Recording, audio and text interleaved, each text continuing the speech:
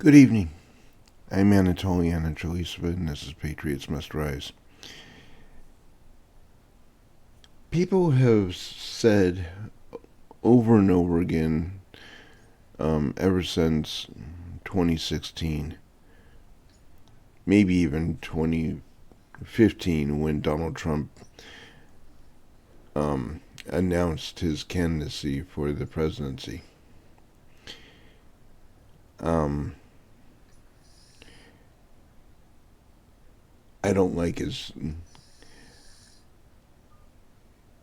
I don't like his tweets. I think he's arrogant. I think he's fill in the blank. Well, let me explain something that a lot of people don't seem to understand.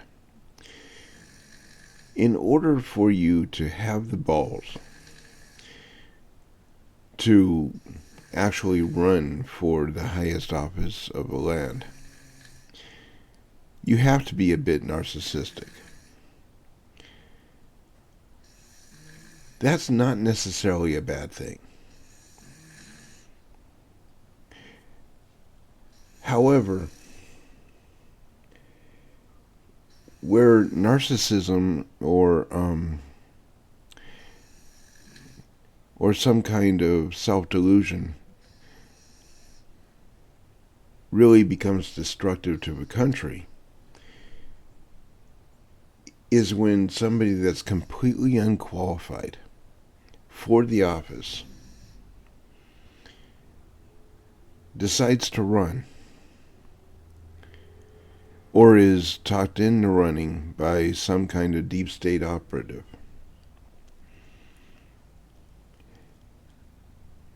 And is able to be manipulated by the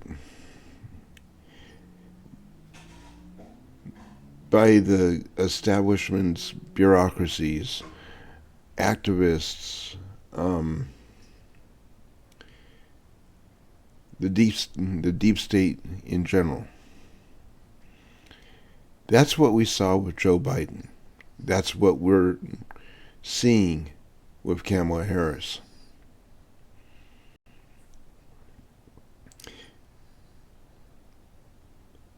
The mainstream press taught people that never even met Donald Trump in person to hate Donald Trump. Not because he's not smart. Actually, quite the opposite. Not because he's not gotten anything done. Because we know for a fact that everything that he promised to do, with the exception of putting Hillary Clinton in jail, which was the very reason I voted for him in the first place. But that's another story. He got all of it done. So he's got a proven track record versus the other side.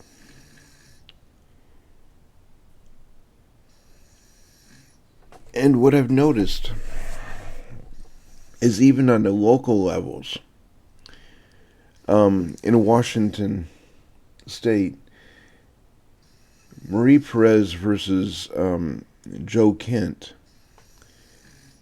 has become very polarized.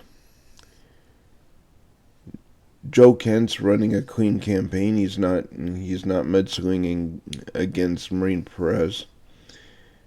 Marie Perez is running on the pro-choice women's health issue. In other words, giving women the right to murder their child without being executed.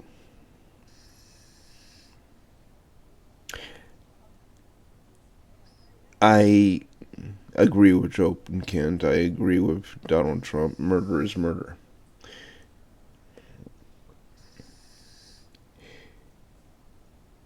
But part of the problem with with these styles of campaigns is it's a complete ploy to emotion. There is no attempt to even make a logical argument. Okay? What has Marie Perez done in the last 2 years that is worth mentioning? To be honest, nothing. What has Joe Kent done for the community in the past 20 years in service to the U.S.? 16 campaigns of military service.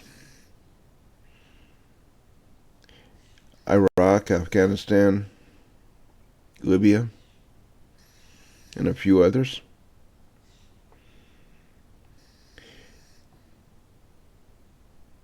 He's a father. He's active in his church. He's extremely well grounded and well rooted in the community.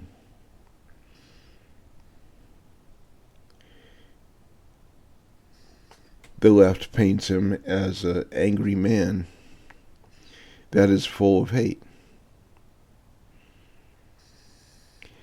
because all they have as a platform is murder.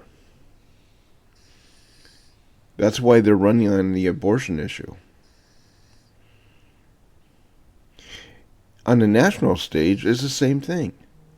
All that Kamala Harris has on her platform is the fact that Donald Trump's nominees for the Supreme Court overturned Roe versus Wade. Now, let me make this very clear. Roe versus Wade was never an abortion decision. The decision was written for the right to privacy. The mother and her doctor. Between her mother and her doctor. A decision when involving a pregnancy I do not agree with. I never would. But it has had nothing to do with legalizing abortion. And anybody that actually said it did has never read the bill. Never read the decision. Sorry. If it wanted to actually legalize abortion, that would actually have to be an act of Congress. That would actually have to be an amendment to the Constitution. And that's never happened. The Supreme Court went in and made a politically motivated decision to say that the woman has the right to do this. The motivation wasn't what was right for the woman.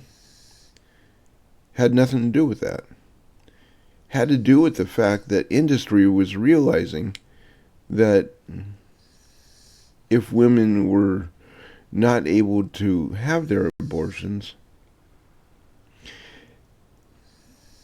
industry loses half of their workforce due to maternity leave, all the health issues that happen to come with pregnancy. It was literally down to follow the money.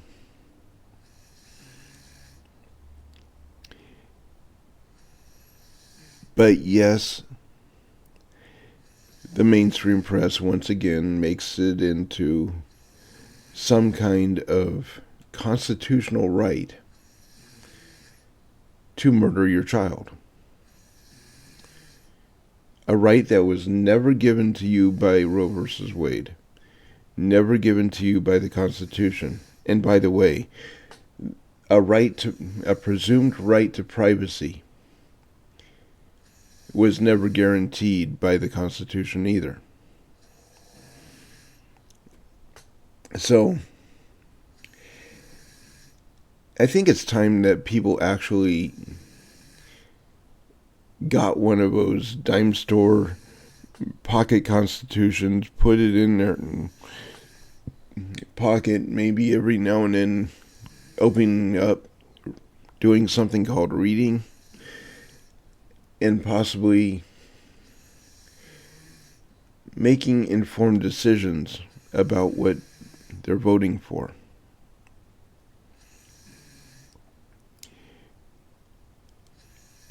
Now, Kamala Harris made a statement about owning a gun.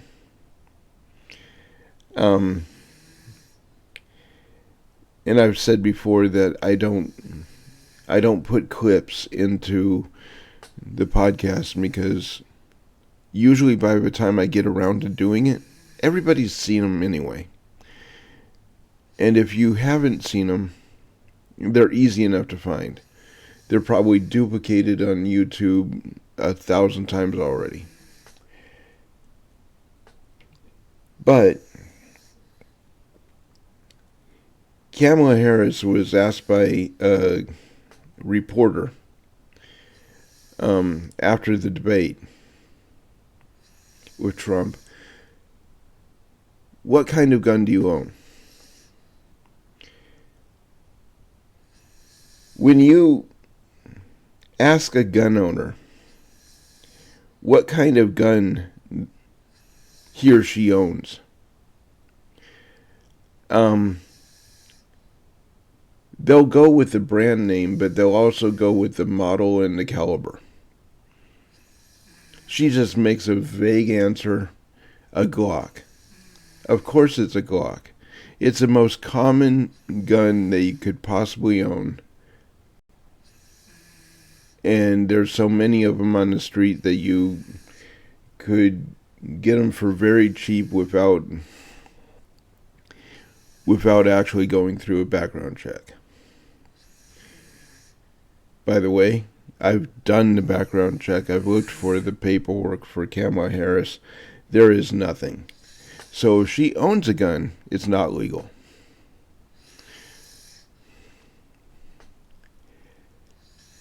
Okay, but like I said, she just said a Glock. She didn't say a Glock 17, 9mm. She didn't say a Glock 19, so on.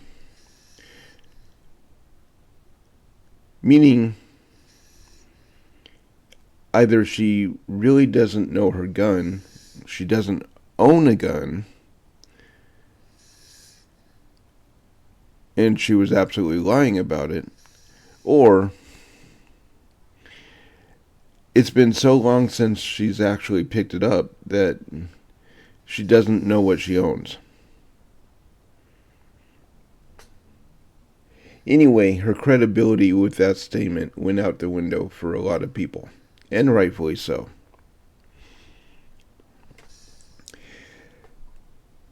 But back to the original statement.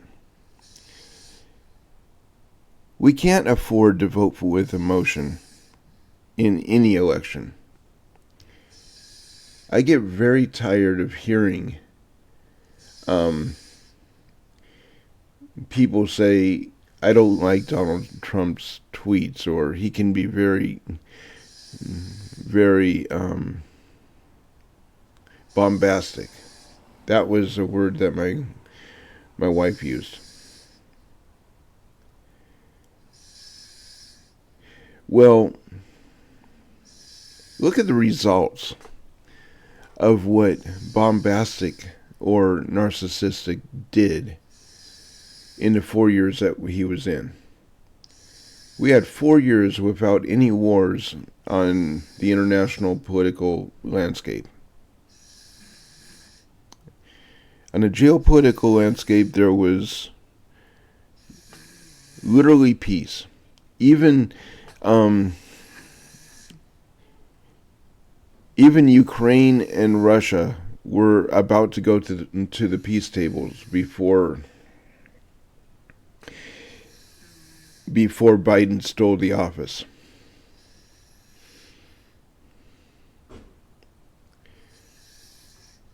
And then you bring in a weak, feeble old man that never had his wits together, even in his prime. And all of a sudden, the world starts erupting. Wars break out on two fronts. War in the Middle East, war in the Slavic regions,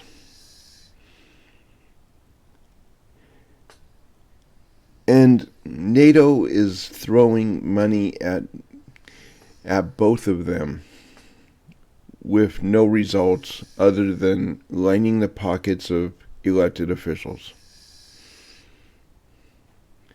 You're not seeing any dividends from putting any money in Ukraine, except for starving soldiers.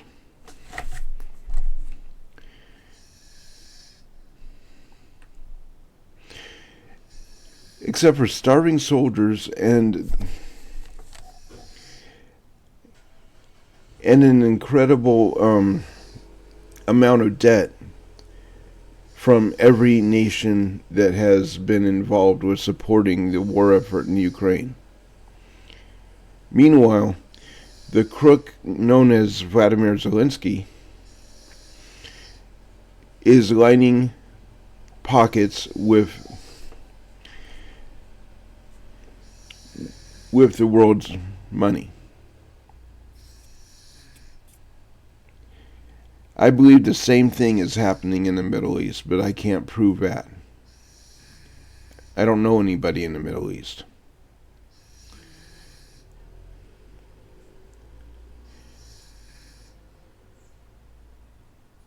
When we start talking about record, we need to actually be honest about what has been done. If we had a press that wasn't the Democrat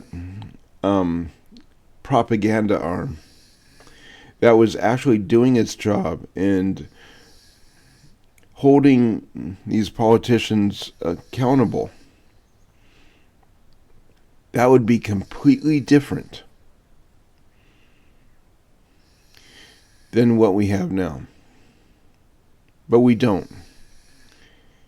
We have a mainstream press that has always been leaning to the left, always been totally corrupted. More and more people are waking up to that. But at the same time, the damage has been done. So we need to do our own due diligence. And do our research, make our own decisions.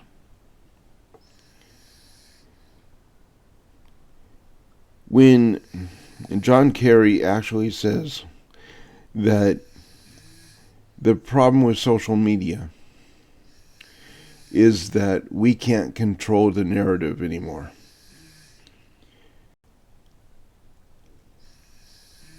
The independent movement is doing its job because government is scared.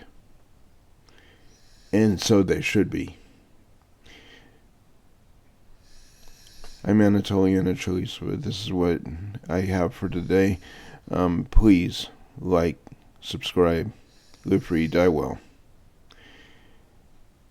But most of all, love your neighbor as Christ loved you.